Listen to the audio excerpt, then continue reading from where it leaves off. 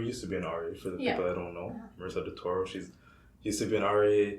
She is now a program director, program coordinator or director? Coordinator. Yep.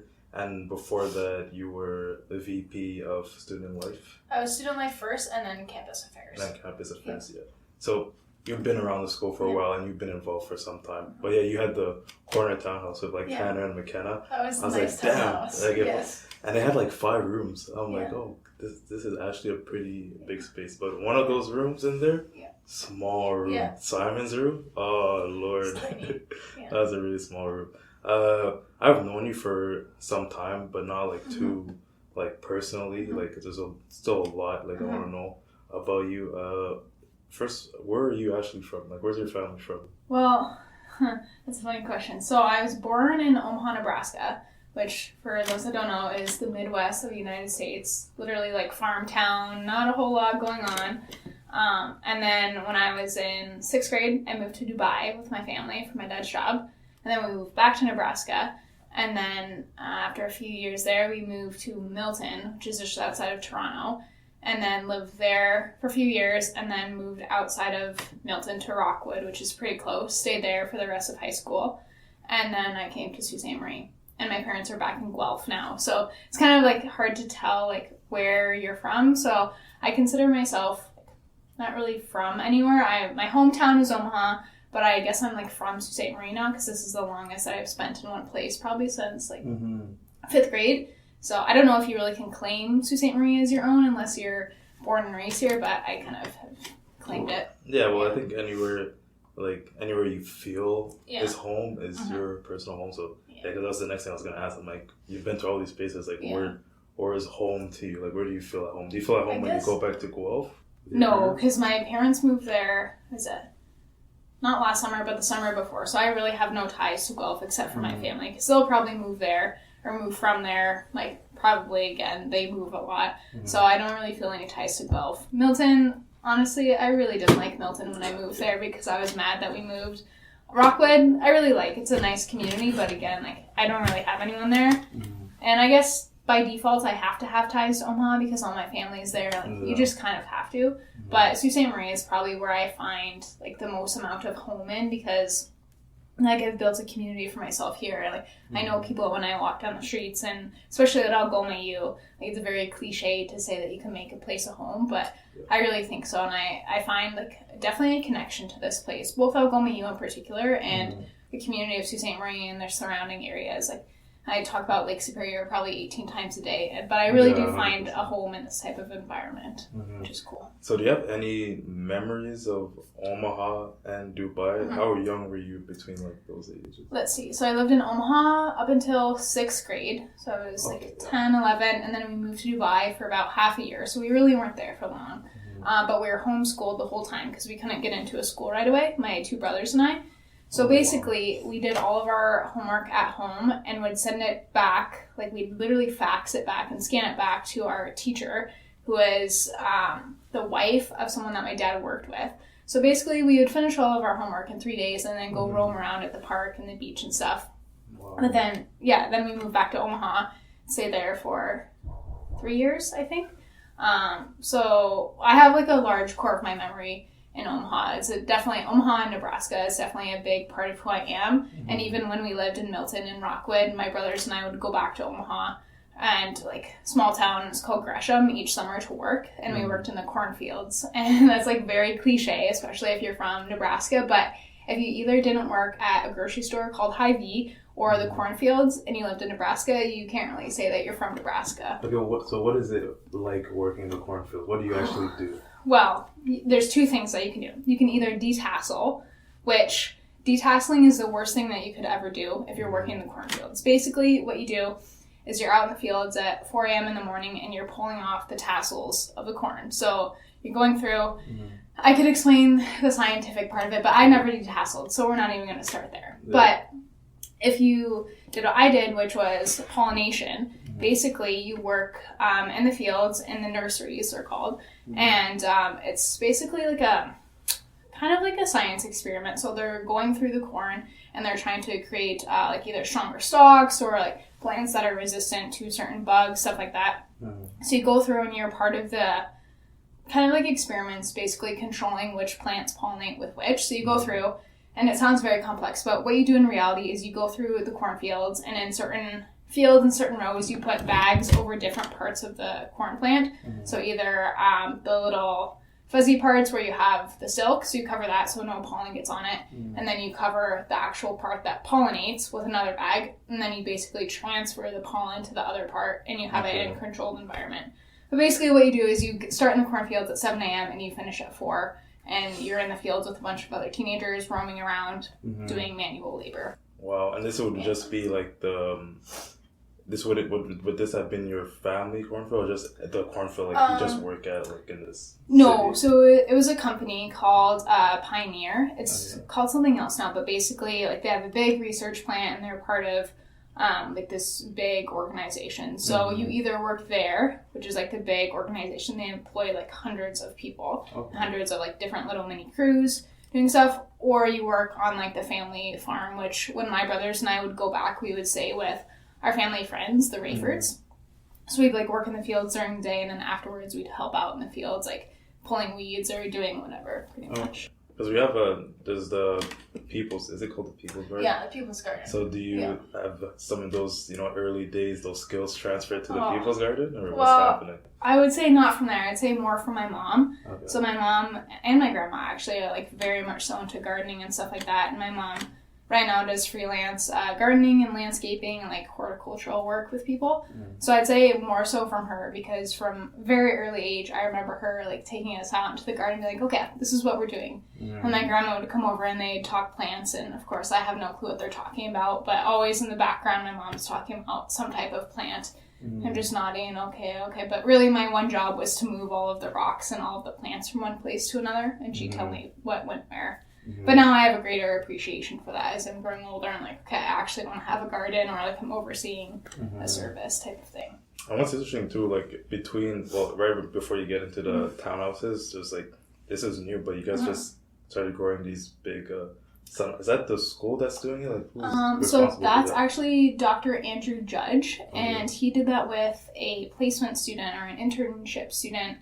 I'm blanking on Chelsea, this summer. So it is like an Indigenous healing circle or garden type of thing. I can't remember the proper name.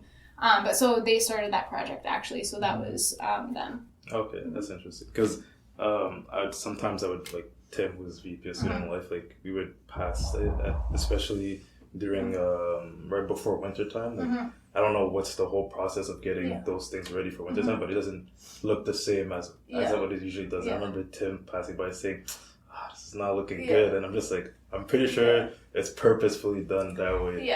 So you have to take everything down, like basically getting it ready for the cold winter. So definitely doesn't look as great when you're taking everything down versus like when it's in full bloom. Recently, you and I filmed like how to dress warmly. Obviously, it gets really cold here in the Sioux, and in general in Canada. Canada's a very cold place. And towards the end of the video, we were done, and then you suggested, we should maybe go film like a little snowboard video or whatever. And you said like we should film at the Res Hill. And in my head, I agreed. I'm like, yeah, we'll do it. And in my head, I'm like, where's this Res Hill? Like, I never ever heard about people going down the slopes behind New Res Hill. But you said Res Hill, so I just started walking back because I needed to get my gloves anyway. And I saw the little hill, and I'm like, that's what she's talking about. And I'm just like, this girl could really snow in anything. Like anything possible. You just need the environment and the snow, and you could make it happen. But I didn't know people would go down the slopes there. Mostly, honestly, it's the little kids. So I was probably like the oldest person to go down that hill, to be honest. But usually, like little kids from the neighborhood will go down and stuff like that. But you can literally snowboard down anything. Like I think I was in third year and I rode down Lake Street. It was like a blizzard, and I was like, you know what, I don't think the plows are going to come for a while, so then I walked all the way over there with all of my stuff and then snowboarded down a few times. But it really doesn't take much. As long as you have a little incline, it doesn't need much. 100%. I was even going through their Facebook, and I saw even in your backyard, like you did a little slope. I'm like, that is crazy. That is super crazy. I'm working on one right now, actually. It's a new design, so hopefully it's better than last year. But my roommate's dog is kind of perplexed by it, so I have to fight with her for the backyard space. I will win, but we'll see. It's interesting because I've, for the most part, like when I was younger, most of the snowboarding I would see obviously is, you know, professional stuff on TV, people going down the big slopes. But the first time I've seen like a makeshift snowboarding hill was like in Toronto, like downtown Toronto. Oh yeah, like mountain style. Yeah, like Mountain Dew like was doing this whole thing where it's like they had a whole competition. So in the core of the city, they brought all these structures and brought all the snow because it was not snowing that much at that point. So they brought all the snow and they started setting it up. Bro, it was the craziest thing I've ever seen. It's nuts. And people like that, I find, that do like more urban riding and park riding, like, their skills are just amazing. Like they can jump off of anything, slide along anything, especially downtown Toronto. Like, oh my goodness. Yeah. It's gonna be wild. So where does this love for snowboarding come for you? Like, where did this come from? Well, growing up in Nebraska, we don't really have a lot of big mountains. It's pretty flat. But as a kid, my parents got my brothers and I these little teeny tiny like kick-in snowboards. They hardly have bindings, and we literally ride down the hill. Probably like looking back, it was not that big of a hill, but we'd ride up and down, like probably 87 times a day. And then eventually, I got a real snowboard. Some really old used snowboard when I went to visit my aunt in Minnesota. And then there's this little tiny hill just across the river in Iowa. So Iowa is right next to Nebraska. It's called Crescent. And it's literally a crescent. It's very tiny. But then I picked it up from there. And then when we moved to Canada, I was like, oh, okay, you actually have mountains here. Like you can actually progress and learn more. Even though like we'd taken some small trips as a kid, like out to Wyoming and stuff. But moving to Canada, and especially Sault Ste. Marie, like really allowed me to grow into that because you actually have snow. Nebraska, we don't have that much snow. So having this snow, and I always felt myself drawn to stuff like that because it's not just the sport itself, but it's this feeling of freedom that it gives you. Like you literally can just fly down the hill, and it's one of the greatest feelings in the world. Like you just feel very cliche and like very metaphorical, but like you're taking flight. You can just fly, and it's the greatest feeling in the world. So to not chase that feeling, like how can you not? Yeah, no, 100%. Like I've gone snowboarding maybe, I want to say twice, like in middle school. Like we don't have those annual snowboarding trips, and like you get to choose, you know, you want to ski, snowboard, or do you want to go tobogganing or whatever. And I went on that trip, like I don't know how many times I went on that trip, but I remember one of the times I chose like the toboggan or tubing. Yeah. I said tubing. And then the two other times that I went, I'm like, okay, let me choose snowboarding. And it was always interesting, like the choices people would make and all that. But it was one of like, when I remember snowboarding, it was one of those where I was like, this is like the only, because I play soccer, like this is the only sport really where when you're doing it, like you feel like a nice isolation. Like you're very like isolated within the sport. Like it's I don't know what it is. And exactly. Like, I really like it because it's also like both you against all of the elements, but you with the elements. So like if you look at it in the terms of like a sport, like you're challenged because you're going against like the type of snow or the ice or the trees, but then it's also this really nice connection with the land and like with the snow and everything else because you're literally on it, but at the same time, like you can connect with it so much as you're riding through. It's just a really nice feeling. Yeah, there's also like this, you probably feel it too, like this element of danger. Like anytime, like I could get hurt, but yet you still go up that, you know, the ramp, you still go back down. Like if even I'm not a snowboarder by any stretch of the imagination, but the two times that I did it, I was like, yo, if I could literally, you know, get crazy injured if once I get down the hill, I don't, you know, stop or whatever. But I don't know what it is about it. Like you keep chasing that feeling because it's so interesting to see how close you kind of get to danger, but you're still also relatively safe to some degree. I find there's a really fine line, and that's kind of the chase. It's like I have enough skills to know that like I'm doing this in a safe way, but because of the environment that you're in, like you're literally riding through the trees or on top of giant rails or half pipes, so it's inherently dangerous, but at the same time you know that you're being safe enough because you have the strength or the skills. So it's like chasing that adrenaline and getting as close to that very, very, very fine line as possible. And honestly, it's just such a great feeling. Yeah, 100%. And you were actually a Nordic skier here at Algoma. When you got here, did they even have a team or? They did. So historically, that team's been pretty small. And when I joined, I think there was like maybe 4 other people. And I actually joined to stay in shape for cross-country running because I was on the running team. And they were looking for new athletes and like, we'll provide all of your equipment. So I thought, oh, this is a great idea. Of course, I'll do this to stay in shape. And for some very, very foolish reason, I thought, well, it's just like running and it'll be pretty flat. Although my cross-country experience has certainly not been flat by any means. So I joined the team and it was rough, very rough at the beginning, but it's also like the same type of feeling. It's definitely a rush in terms of adrenaline, but much different because you're using more of your body strength and stuff to get you where you're going. And much scarier going downhill on cross-country skis for sure because you're not as stable. And you're also on 2 separate pieces. I was going to ask, like, what type of fitness does it require when you're on so much. Like, just a lot of, for cross-country skiing, like, so much aerobic fitness and leg strength and a lot of balance. And then for snowboarding, like, you will have legs of steel by the time you finish, especially if you're going, like, Searchmont here, our local hill, is pretty decent and, like, pretty good length of runs and steepness. But then I find if you go anywhere else, like, I took a trip out to the East Coast, to Vermont, and then some of the stuff around there, and their runs were like, probably 5 kilometers long and, like, very challenging with a lot of moguls and tons of powder. So you're fighting through the snow to get to the bottom, and by the end, your legs will feel like they're just cement, which is a great feeling, but at the same time, it gives you a lot of respect for these Olympians and just anybody out on the hill who's starting from the very top and flying all the way down. So what's the competition like in the OUA, like in like Nordic skiing, like and what's the competition structure? Because I have no idea what it's like.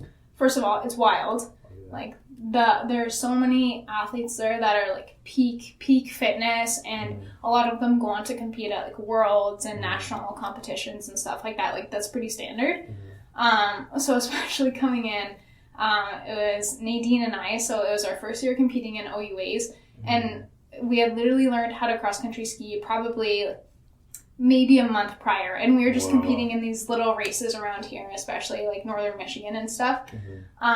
So we were like these 2 little, just, I don't want to say clueless, but like these little baby skiers coming in, and a lot of these skiers had started off like before they even learned how to walk, they're skiing and they're competing, and they're just these amazing athletes. So it was kind of like walking in as little kids and looking up at like the adults in the room and being like, oh, this is it. But it was a really cool experience to learn and to compete with them. There's different styles of racing. So you either have like a mass start, which is literally everybody just starts and you go, or which is scary because it's just scary. It looks crazy. It's wild. Yeah. Or you have individual start, which is you're standing at a little line and there's this little marker and you go past it and then it like clicks your time.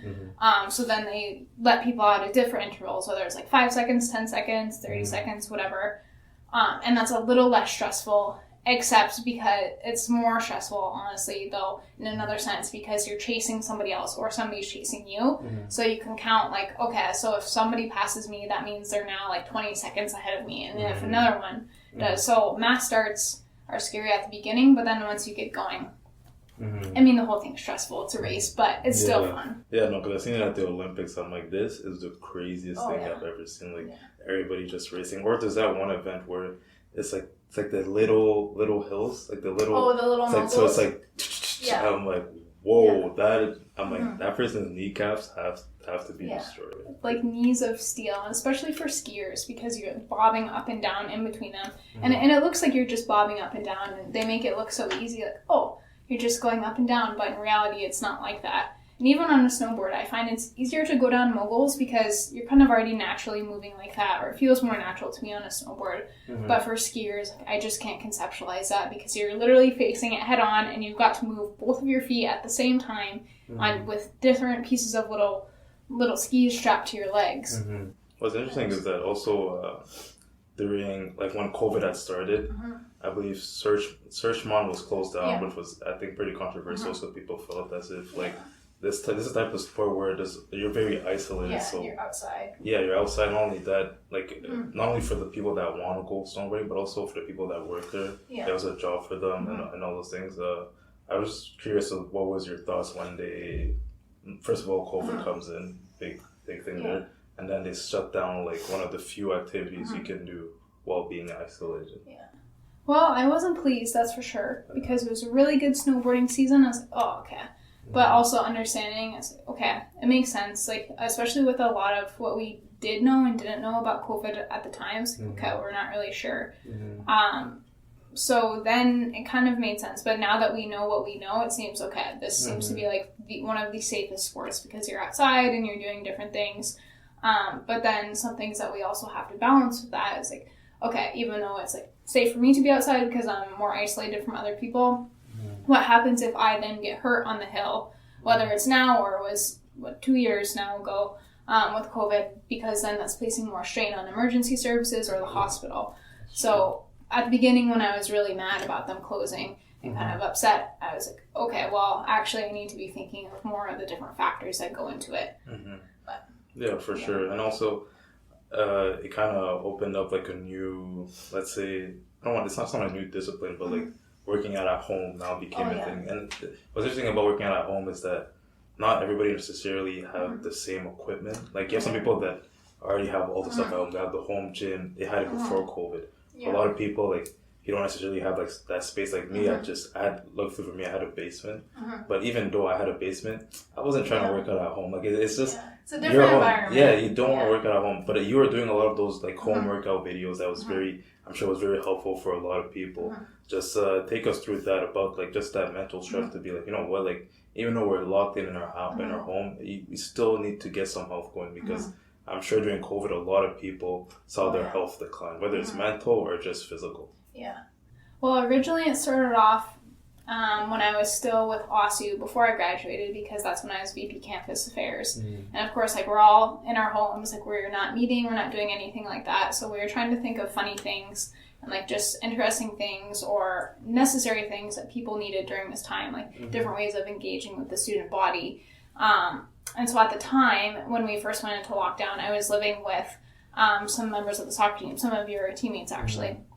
And so then I had asked one of them in particular, Lex, she was captain at the time, to help me film because I think she was the only one left at that point. And Lex is a very goofy person. She likes to have a good time. So instead of just filming like a regular workout, like, okay, this is how you do a push-up or a squat, we collected a whole bunch of different items from around the house, like pineapples and random things, and kind of made a joke about it to get people engaged, but then at the same time saying, like, you know what, you still can work out at home. Like, even though we're joking around about doing a shoulder press with a pineapple, you actually can. You probably don't want to use a pineapple, but there are still ways that you can work out at home and even just be active if you don't want to do an actual workout. 100%. Like it's interesting because we all know how to, not we all know, but it's easier to definitely do workouts at a gym where you're like, okay, this machine does this does that, than to be at home and now you're doing a lot of it's like plyometrics. It's like it's stuff that you're not really used to doing. So I know it was very helpful for people that just weren't used to working out at home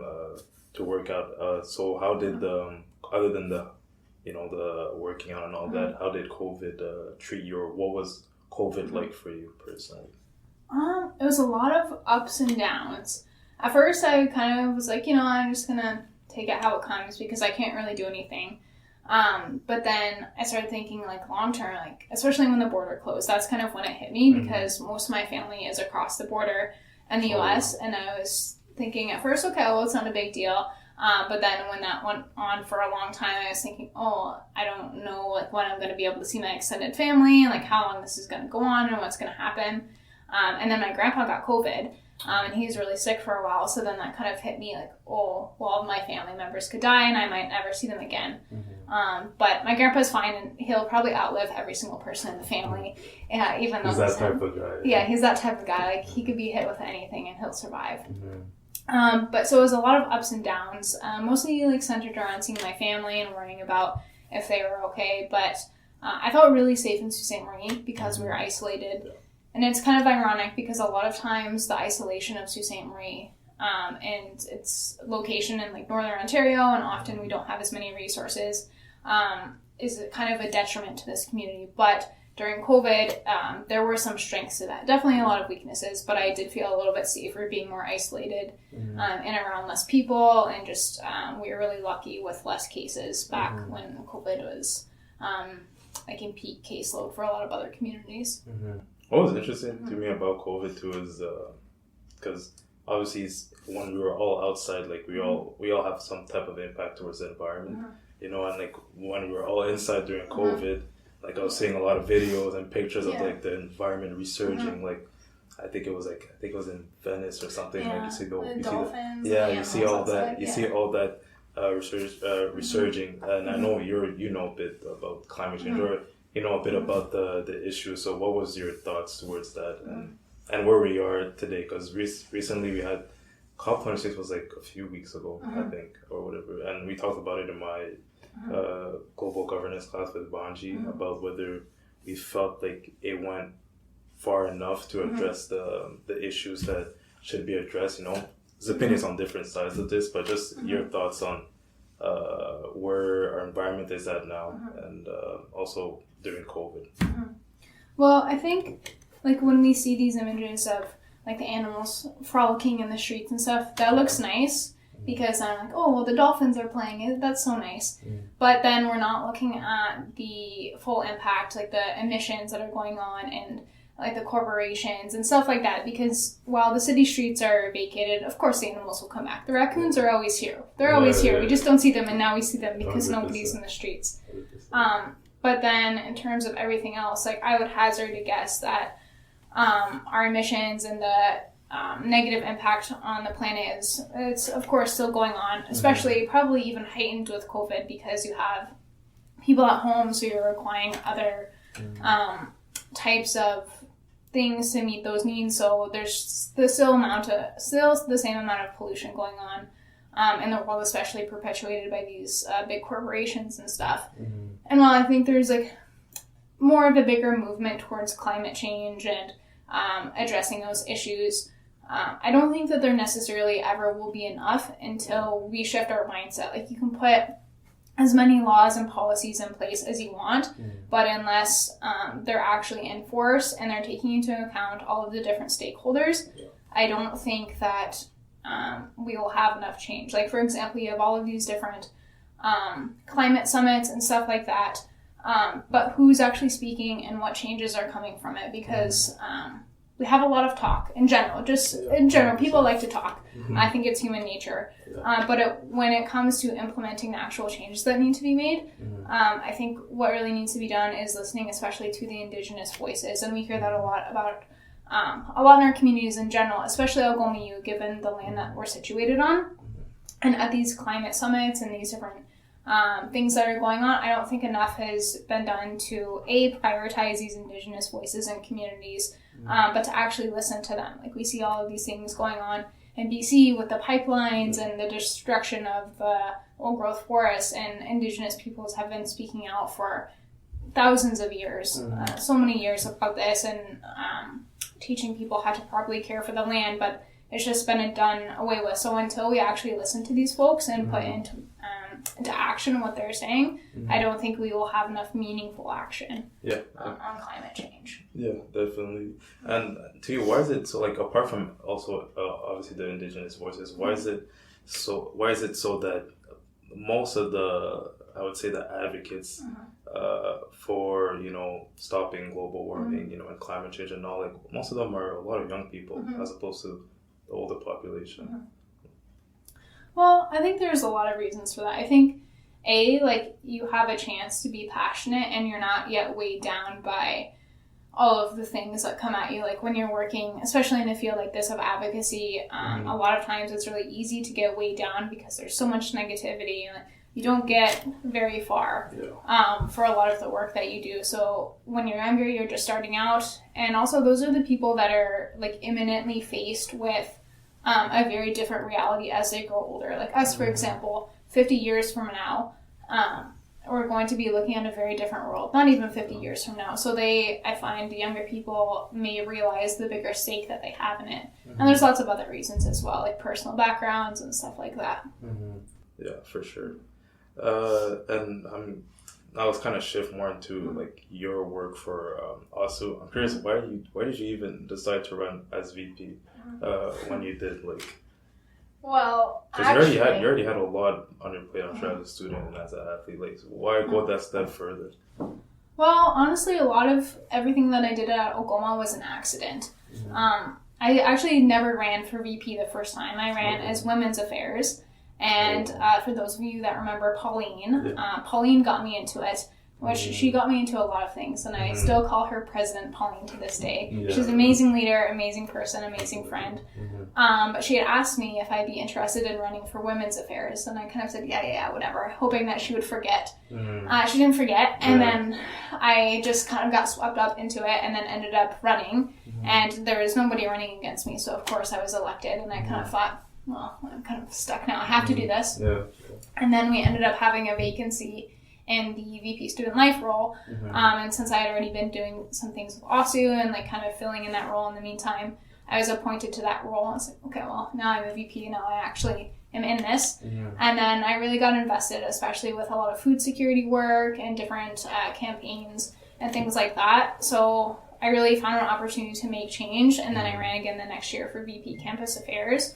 And by that point, I was like, I'm invested. I'm actually going to make change, and it's amazing the opportunity that you have for change at Algoma, especially in a student leadership position. You can do so much. Well, I'm curious, like as you said, student leadership.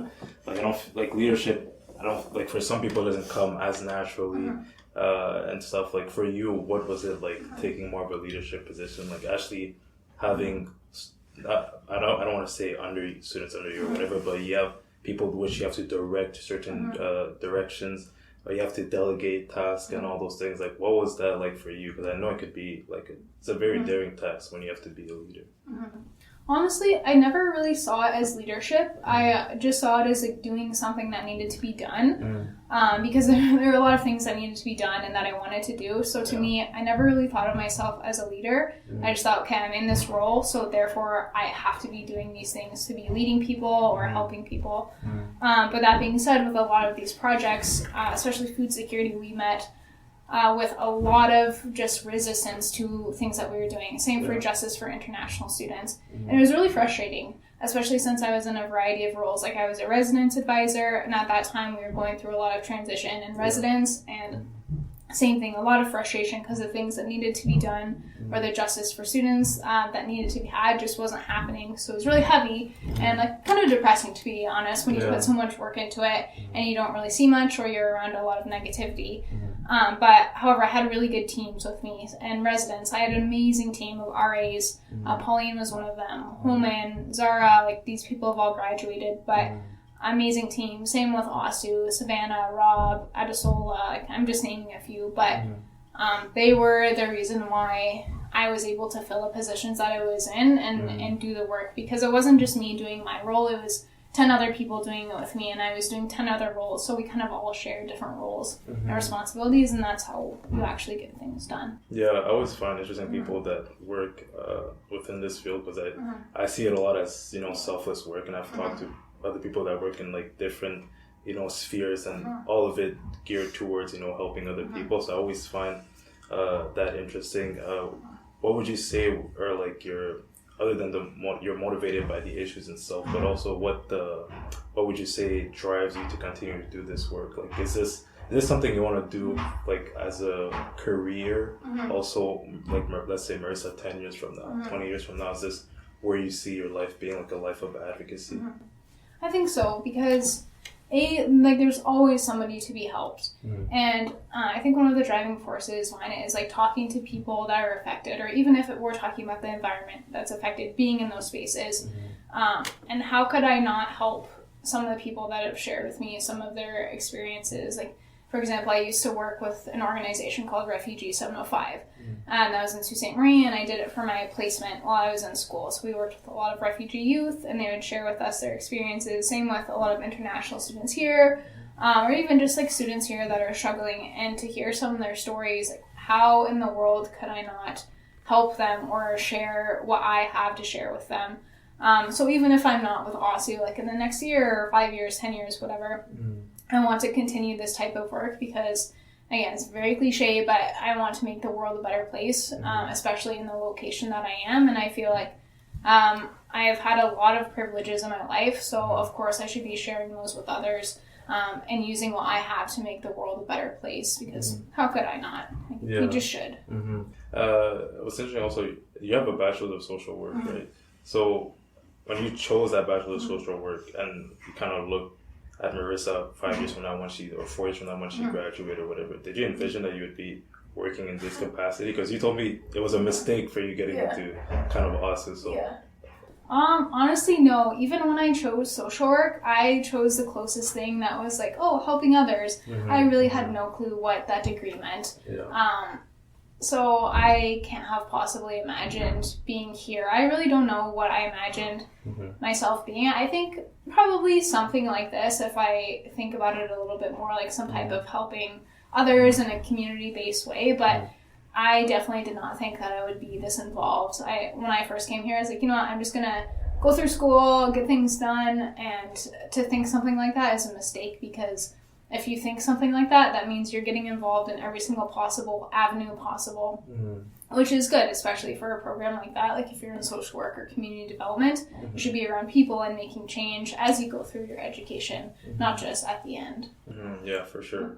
And, as we get to the end of the episode, I kind of want to talk a bit about some current stuff and just, first I want to ask you, like, how do you feel like AUSU has improved over, like, when you first started to now? Like, do you feel like AUSU is just addressing more of the students' issue? Like, do you feel like the reach is bigger? Like, how do you think AUSU has improved or not? Like, just your opinion on how it has changed throughout the years. I think it's kind of tricky to determine, because as AUSU has grown, so has the student body. Yeah. Like from when I first came, Algoma was pretty small, and this is my first year at Algoma. It's pretty small. Like we definitely didn't have nearly as many international students. So although AUSU has grown, and we've grown a lot, both in terms of how much money we have, because when I first started at AUSU, we had zero money. Not zero, well, actually probably zero money. So now we actually have funds to carry out projects and address different initiatives and stuff. And we also have a lot more people. Like, for example, I'm a staff member now. So when I initially was with AUSU, we had one staff member, and that was it. So and you're a staff member now too. So we've definitely grown in terms of being able to host different services and actually run them with consistent staff members. And also employing more students. For example, both the food pantry and the People's Garden started off as like grassroots initiatives led by different student groups on campus, and AUSU has kind of taken them under their wing. I don't really like that word, but kind of taken them over as a service, and is now able to allocate staffing needs and funding towards those services. So I would say definitely growing in that sense in terms of when you're actually looking at how much AUSU has, but I still think AUSU has a really far way to go in terms of long-term planning and capacity building, because it's nice that we have these services, but if it's anything that I've learned is like that can all be gone in an instant. If you either like spend your money poorly, or you don't have proper staffing, or you just don't follow through on certain projects. So while it's nice that we have a lot now in terms of services or staff or people, it's really important to remember that it can all be gone in an instant, and we shouldn't like slack off or get comfortable in the position that we're in and the positions that we're able to hold, because we're in a really privileged position to have the money and the staffing that we have now. But I still think we have a really long ways to go, especially building relationships with community members, both at Algoma U and in the community, and really being more intersectional in terms of incorporating and including Indigenous voices, folks of color, queer theories, and queer folks within our practice. We're getting there, but definitely if we really want to be the most equitable and inclusive and representative of our student body and community, we have a long ways to go, and that's okay. That's kind of the whole point. Yeah, and not long ago, I think it was in October or so, we sat down and talked a bit about the food security and what was happening with the food pantry, because obviously the food pantry runs on donations, so it needed donations at that point. I'm sure a lot of students are curious, what is the situation like for the food pantry right now? Did it get some new donations? And looking towards like the second semester, what does the food pantry need? Well, so this year, especially since September, we've seen a massive spike in usage as students have returned to campus, serving like on the books it says 80 students a week, but those are only the ones with appointments, and students will come by and we won't refuse them. So we're probably serving at least 100 students a week at the pantry. And we're running almost purely by donations. AUSU has a very small budget line for that. But we've really been generously supported by so many different departments at the university, from the president's office to individual departments to SASA, a lot of community sponsors such as Harvest Algoma, Willow Grove Church recently has been supporting us. A local farm called Happy Healthy Harvest really supported us throughout the summer. And then the IFC in town recently gifted us with a very large donation. So if we didn't have these community partnerships and sharing by word of mouth, there's no way that we'd be able to operate. So I think that really goes back to how the pantry was started, kind of as a student-led collaborative initiative to feed fellow students on campus. So it's really nice to see that we're being supported by so many different groups and organizations in town. But ideally, I wish that we didn't have a food pantry because so many students need it. So that's why we're trying to incorporate more educational pieces and autonomy building within it, but knowing that students will probably always need an emergency resource like that. And final question, I'm just curious, what has been your most, I would say, fulfilling project, or one of those projects where like you envisioned it and then you executed on it and you're like, wow, this actually came to fruition?